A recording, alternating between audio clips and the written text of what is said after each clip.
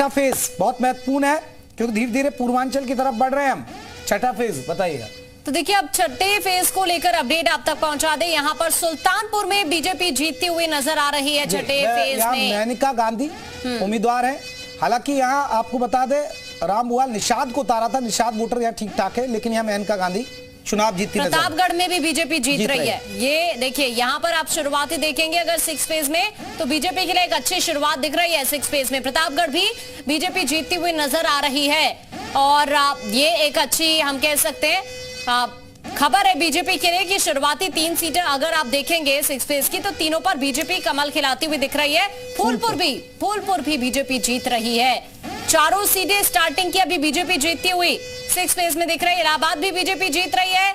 ये खुशखबरी है बीजेपी के लिए। तो ये अब कमल खिलता हुआ ज्यादातर सीटों पर नजर आ रहा है। जैसे हम आगे अभी बढ़ते जा रहे हैं और अदर्स यहाँ से अम्बेडकर नगर हालांकि अदर्स के खाते में दिख रही है। हालांकि यहाँ पर बड़ी बात है बना हुआ है, लेकिन ये अदर्स के खाते में जाती है तो ये ना तो बीजेपी को मिल रही है ना सपा को मिल रही है। एक यहाँ पर है गोंडा एसपी की जीत हो रही है गोंडा के अंदर।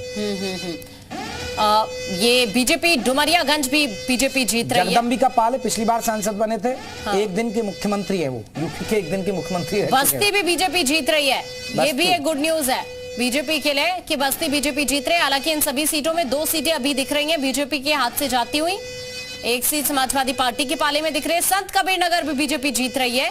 ये भी एक अच्छी खबर है बीजेपी के लिए संत कबीर नगर से कि यहाँ पर कमल खिलता हुआ दिख रहा है।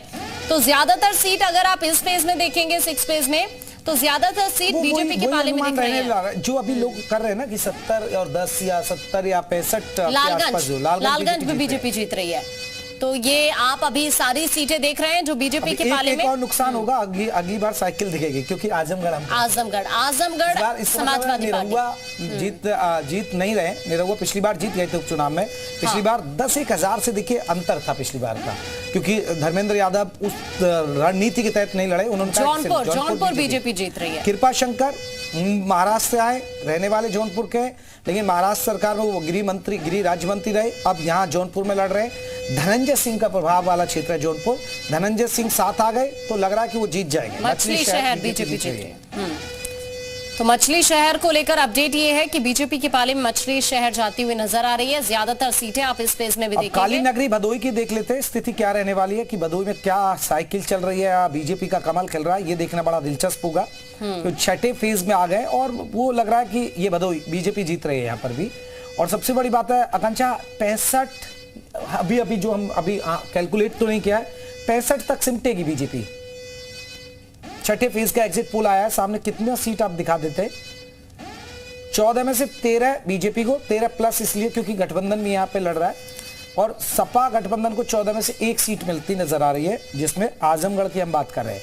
बसपा रह सकती है खाली हाथ। अभी बसपा का खाता नहीं खुला है। 12 से 13 सीट हम कह सकते हैं कि बीजेपी के पाले में दिख रही है, क्योंकि 1 सीट अदर्स के पाले में भी जाती हुई नजर आ रही है इस फेज में, और 1 सीट समाजवादी पार्टी के पाले में जाती हुई दिख रही है। तो हम ये 14 में से कह सकते हैं कि 12 से 13 सीट बीजेपी को मिल सकती है और साथ ही समाजवादी पार्टी को महज 1 सीट मिलती हुई दिख रही है।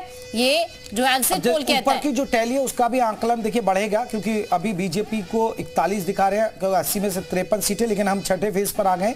अब ऊपर की टैली के बाद बदल जाएगा, पता चल जाएगा कितना कैलकुलेट करके निकलता है।